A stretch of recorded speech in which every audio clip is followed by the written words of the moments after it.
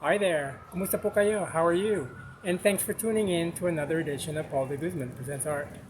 So I'm bringing you over to the Gastown area of Vancouver this time, which is built on the ancestral territories of the Musqueam, Squamish, and Tsleil-Waututh nations, and we're going to go inside a gallery called the CICA, which is the Center of International Contemporary Art, and they have a group show right now called Toy Story. So it has about, I think, 8 or 9 artists. We're gonna go and have a look and see, and hopefully you enjoy the tour. It should be a fun show because it's called Toy Story, right? So on we go. Okay, so we're just about to go inside and have a look at the show, and we're going in.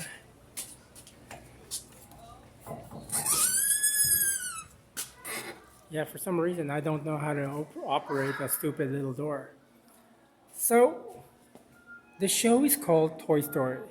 So Toy Story is a group exhibition here at the CICA, and they have about, I think, 9 artists.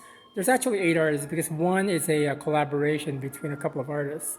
So we're gonna go and have a look at the show, and as we go through the exhibition, I'm gonna go and focus on one of the didactic panels because the didactic panels are really quite informative with the show, and we're gonna go and have a look. But before we do that, we're just gonna pan through the entire gallery. There are some objects, there are some paintings, there's video works, but unfortunately there's one video work that I can't show you, but I can sort of like give you a bit of a synopsis in terms of what the show, what the video is all about, and just a little bit of information about the center. The CICA has been in this location for a few years now. I've been coming in and out roughly last year or so, and this is the first opportunity that I had to actually go and have a look and do a little bit of a tour with regards to their show. And the CICA is a nonprofit organization, and the great thing about it is that if you're a student, 12 years and under, you can come in for free. If you're a student older than 12, you can come in for free. And if you're 55 plus, you can also come in for free. So all you have to do is go into their website and then you just register for the admission. And they're gonna give you a ticket number, and then when you come in, you can just give the reception area the ticket number and you can go and have a look at the show. So Toy Story is the theme of this entire group exhibition. So it's kind of interesting because right now with all the stupid shit that's going on in the world, it's kind of nice to sort of have a group show that has more to do with the joy of life rather than the war and all of the chaos that's happening. But I've had a look at a lot of the exhibitions or a lot of the pieces in the show, and some of them are a little bit more sort of like, I guess, toying with the idea of social justice. But we're gonna go in and have a look at each and every one of the pieces in the show. So I'm just gonna focus on this one, this didactic panel that pretty much explains the work of Javier Calleja. And this is the work of Javier Calleja. So after going into the internet and having a look at some of the work, Javier Calleja is a Spanish artist who became really famous with with paintings of people with big eyes. You know, you see how this cat has big eyes, and that little boy over there has big eyes. And the thing about it is that as I kind of ponder this work, it kind of makes me sort of look at the work of Yoshitomo Nara, who is a Japanese artist who became really famous for the big eye phenomenon in terms of paintings and sculpture. So I think Javier Calleja is kind of like looking at that in terms of that entire sort of aesthetic. It's an aesthetic that's actually quite prevalent in Asia because, you know, when I'm from the Philippines and I go to the Philippines, and when I go and look at art, there they do have some works that are kind of like reminiscent of the anime, big eye, sort of like cutesy, kawaii type of like Japanese aesthetic that this one is kind of like based on, but it's catching on in Spain as well as internationally as well. So we're gonna go to the next piece, which is by Mehdi Ghadyanloo. And I'm just gonna focus on that so you can read that. Now Mehdi is Persian, and he lives mainly in Tehran. And the thing about Mehdi is that he is well known internationally as a mural artist. There's a lot of murals by Mehdi in in the city of Tehran, and also some other works that he's done in Europe as well as the United States. But so when you look at this work, which is on canvas, you can kind of like safely say it is probably one of the smaller works that he's done. And it's also kind of like ironic because being Persian, when you look at the entire history of Persian miniatures, and then you sort of like look at contemporary isms, and then you sort of like decide upon a mural type of aesthetic, it kind of is, it's kind of interesting sort of like how you sort of gravitate towards that sort of like aesthetic. Of going from like something very intimate and minimal and small to something very sort of like maximalist and sort of like community engaging. So that's what I find about his work that fascinates me. So we're gonna go across over here, and we're gonna try and not to get the faces of any visitors here. And this is the work of Mr. Gravitate on that first. So Mr. is actually quite a famous artist because he is a protege of Takashi Murakami, who is the Japanese artist that's actually made the super flat movement very famous. And of course, it's also dealing with a lot of the issues of anime. And but the thing about these pieces by Mr.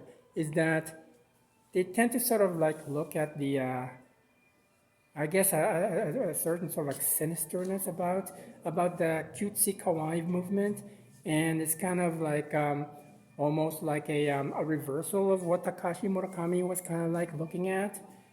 When you look at these sort of, there's always this sense of like it's just too nice and cute, and I don't know. It's one of those things where I have to sort of like deal with the entire sort of like aesthetic essence of this entire work. I do really like the sculptures though, because they're kind of like weird and kind of like scary and kind of like cute at the same time. And then you look at this, and then you can sort of like see the relationship in the anime kawaii type of movement when you look at, let's say, the Javier Calleja work that was like in the front. This entire sort of like Japanese super flat movement with Yoshito Manara, with Murakami. It's kind of like infuses a lot of the works in the show as well. Now we're gonna go over here and look at the work of Haroshi, which is another Japanese artist. But the interesting thing about this Japanese artist is that the works that he does tend to sort of like deal with recycled skateboards or the entire sort of skateboard culture. There's that sense of the kind of like beautiful losers type of like sensibility, with Margaret Kilgallen and all that other sort of like an entire aesthetic. And when you look at these works, like that's a piece that these are wood pieces, and the head of that is a wood piece, and this one is also a wooden piece. But when you look at the entire sort of like layering of this entire piece, they're kind of like laminated used skateboards, which for me is kind of like an interesting aesthetic to sort of like deal with. Another thing that I kind of noticed with this middle piece is that the body of this sculpture is actually an antique Philippine santo, which is a religious icon that was actually quite popular in the Philippines during the 18th and 19th centuries. And as with a lot of these santos, it's missing the head and the hands, because usually the head and the hands are actually made of ivory, so they're the first things that get stolen or sort of like sold off. So you're left with a wooden sort of like edifice. And I kind of see it kind of like a fascinating sort of juxtaposition with a head and a sort of like a religious icon of a friar as the body. Now we're gonna go and have a look at this work, edit focus, and then we're just gonna go to the panel over here. And this is by the work of KAWS.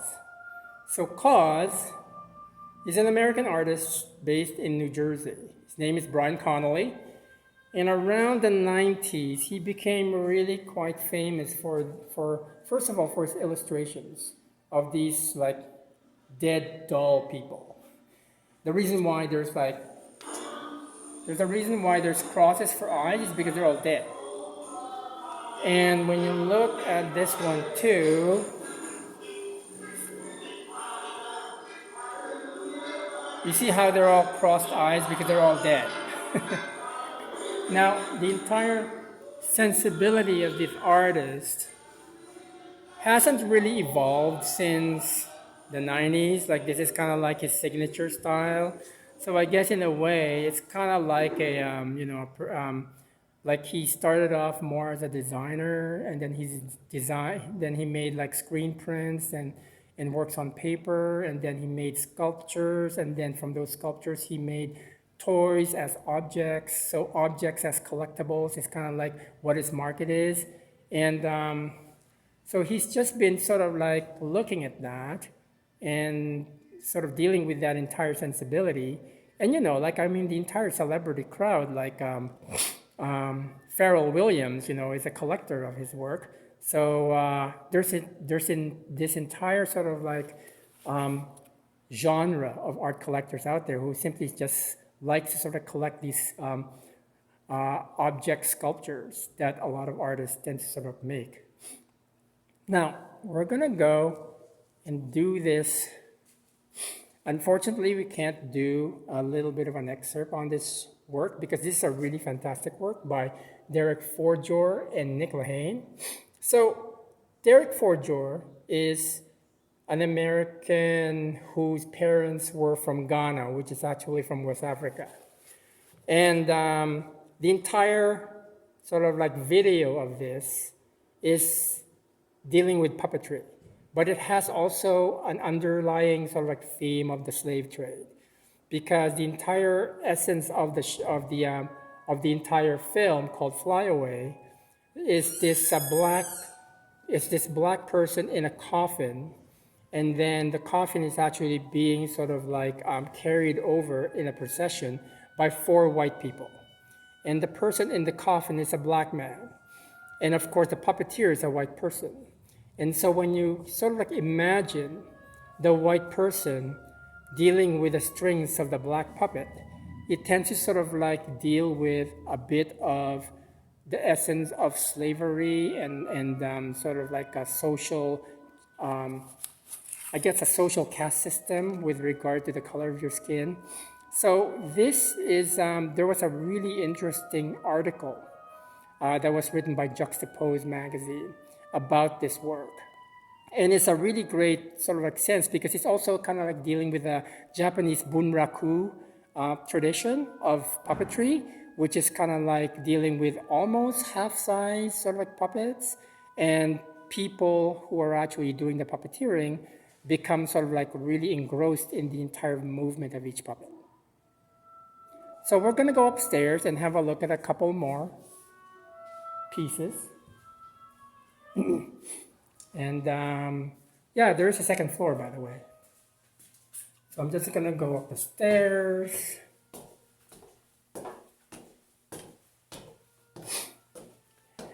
you notice that there's a lot of like brickwork in this building because this is the old part of Vancouver.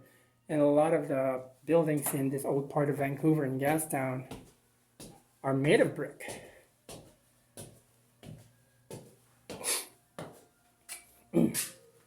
So what we're going to do is we're going to go and have a look at this work. This is the work of Ryan Travis Christian, who is an American artist. He is he's from Illinois, and it's kind of interesting to sort of see this work because it's a painting with color. And I also read an article about this artist, and he said that he finds it very difficult to actually go and incorporate color in his work. So a lot of the works that he does tend to be in black and white, and a lot of them tend to sort of like deal with anthropomorphized animals or objects. But I want to sort of like also mention that a lot of these anthropomorphized animals tend to be sort of like engaged in very people-oriented type of activities. Like there was this one drawing that I saw. There's these two bald eagles fucking in a tree, and there's this other one where there's a snake and doing all of these like these stick figures with big penises. So there's a sense of humor with regard to this artist's work that I find really interesting. And then when I saw this work, it has color in it, and I thought, maybe he's actually expanding his repertoire. He's also one of those artists who tend to sort of like just live in the suburbs of Chicago. He goes into Chicago, but he doesn't really like living in a big city because he doesn't feel like it's necessary. And the last work we're gonna see is by Zhao Bandi. I'm gonna go here and have a look at this panel first.